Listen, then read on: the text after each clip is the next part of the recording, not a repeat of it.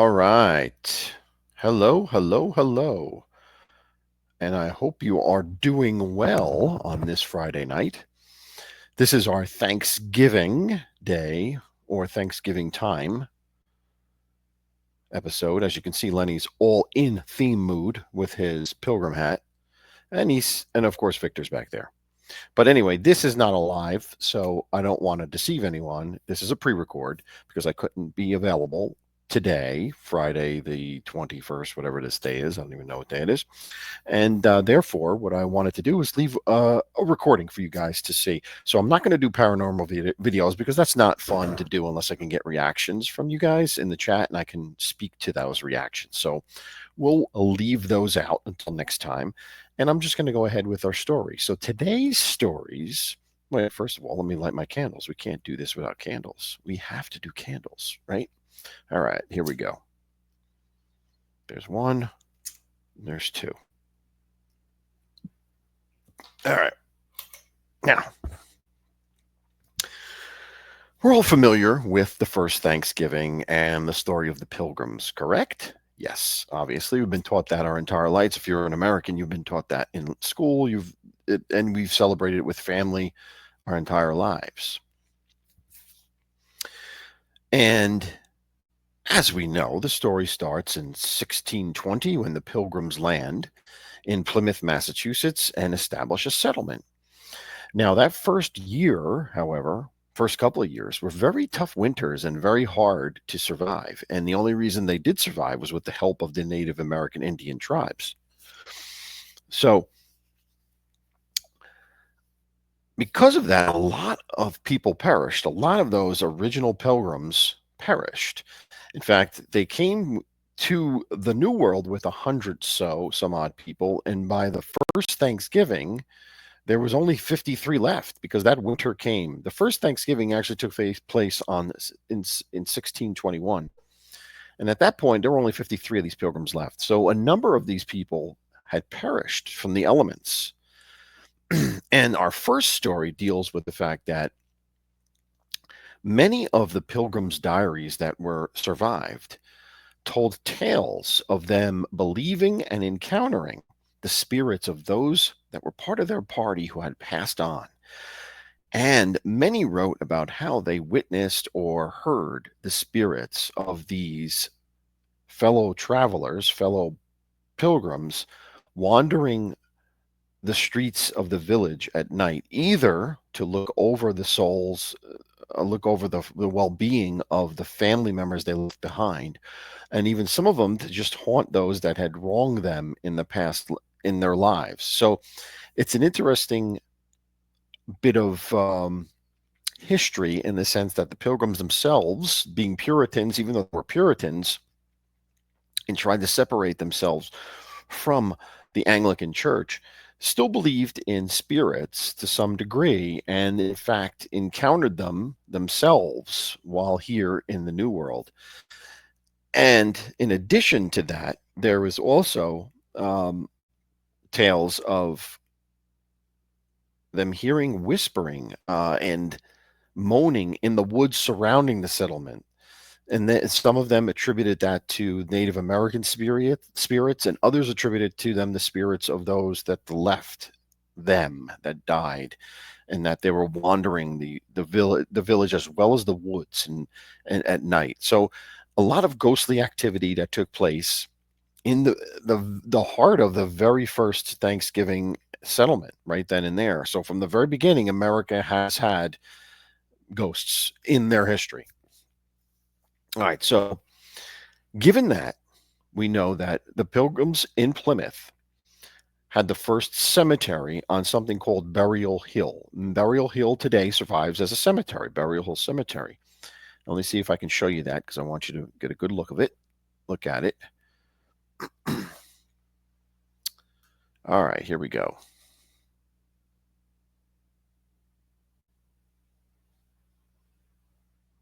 This is what Burial Hill Cemetery looks like to this day.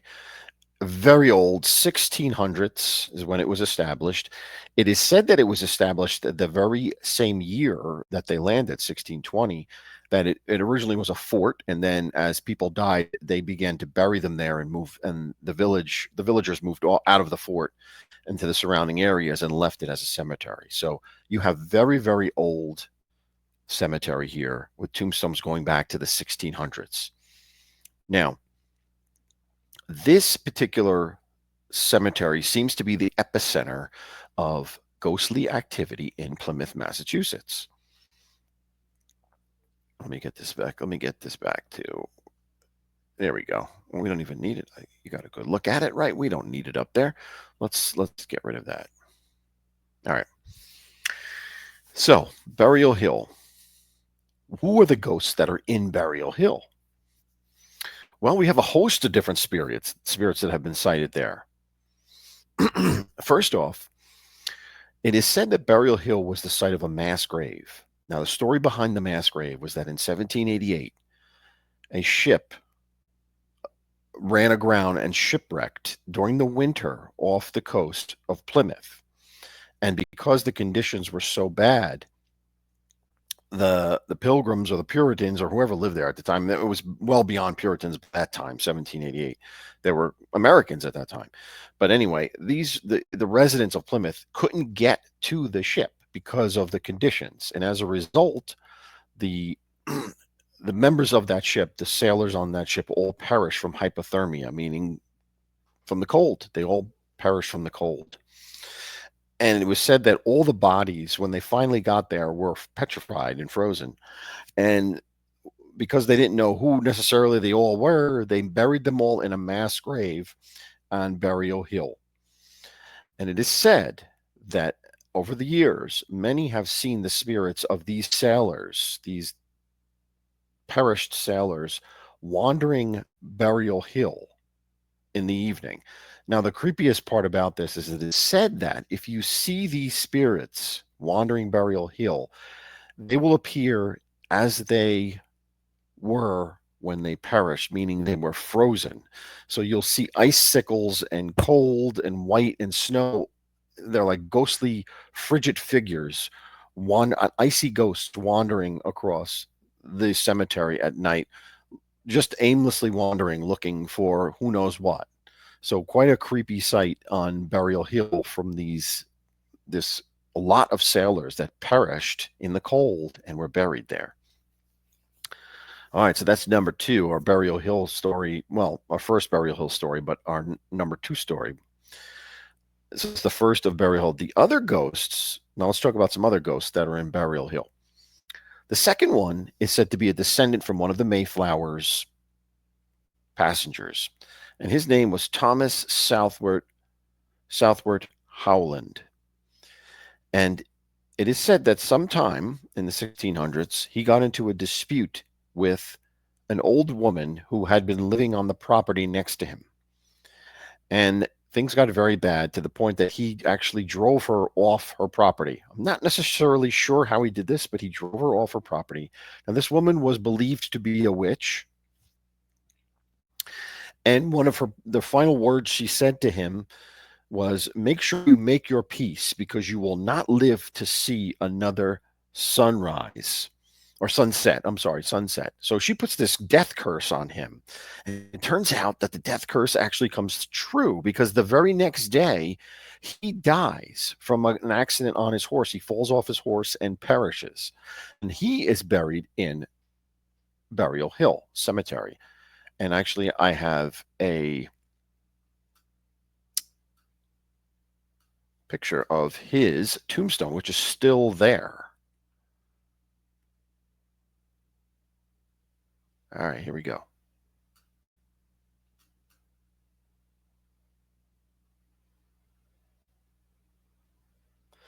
And as you can see, it's very faded because I think it was, and actually it's from the 1700s. It's not from the 1600s. I screwed up there. It's from the 1700s, but it's the early 1700s, and you can see how old and worn it is, worn out, but it's still there. You know, this is the tombstone, or the tombstone, the marker of Thomas Southward Howland, who perished because of this alleged witch's curse. So, very interesting tale there. Wait, did I share the screen? I don't. Maybe did I share it? I couldn't even tell if it came up. Let me put it back up there just in case it didn't go through, because I did not see it on my end. So let's try that again. There we go. It's a small one, though. I want to give you a full picture so you can kind of take a good look at it. There it is. So that's it. It's a kind of worn out old tombstone. Now, what's the story behind him? Well, he is said to roam the cemetery at night in period clothing. So if you see him there, you may take him to think to be a reenactor or something, but he is actually the spirit of this individual who lost his life because of the curse of this woman. And it said that he's wandering the cemetery at night, again, looking for either how to get on to the next world, or who knows, maybe lamenting how he cheated this woman out of her land and ended up getting this curse. Your guess is as good as mine. But he's our second ghost that lives there. All right. Our third ghosts are also pretty creepy. Now, it is said that in the 1700s, there was a medical school near the Burial Hill Cemetery. Now, this medical school is no longer there, but what is built on top of it is something called John Carver Inn, and I have a picture of that I want to show you. There we go. It's coming up. If I can get to it, here we go. There it is. All right, there it is. And it's a bed and breakfast, or it's like a spa and a place you go to stay and relax at a spa. So it's the John Carver Inn. And on this site, there was a medical school, and it is said that the students of this medical school at night would sneak into the old burial hill, and would steal bodies from the recently perished to do experiments on. So very ghoulish activity, much like, Frankenstein stories, very creepy stuff. Now, it is said that the bodies, or the spirits of these individuals whose bodies were stolen from the grave will at certain times be seen walking down this hill right here, where you see, it's at the top of the hill, down this hill across the brook here to Burial Hill, which is on the other side, and looking to get back into their graves where they belong. So you might run into a bunch of people, spirits of people wandering to the cemetery on a late dark night. And if you encounter them, the creepy part about this, other than them being ghosts, which is pretty creepy on its own, is the fact that they will be missing parts to their bodies which were taken as part of the experiments. There might be a hole where their heart was, or an arm might be missing, or a throat might not be there, or eyes might. It's so disturbing to see these spirits, because they are the embodiment of what they last appeared to be when this happened, when this desecration of their bodies happened.